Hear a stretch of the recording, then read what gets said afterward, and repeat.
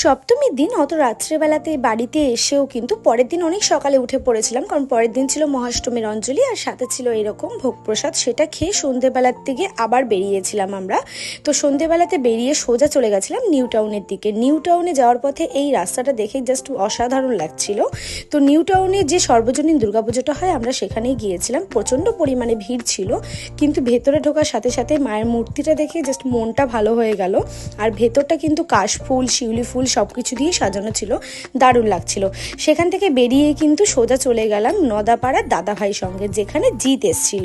তো এখানে থিমটা আমি খুব একটা বুঝতে পারিনি। ভেতরে কিন্তু খুব বড় বড় সিলিকনের মূর্তি ছিল, কিন্তু খুব সুন্দর হয়েছিল প্যান্ডেলটা দেখতে।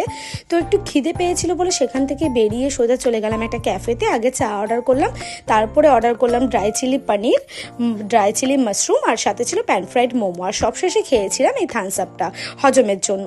তো ভিডিওটা ভালো লাগলে অবশ্যই লাইক কমেন্ট শেয়ার। আজকের জন্য টাটা।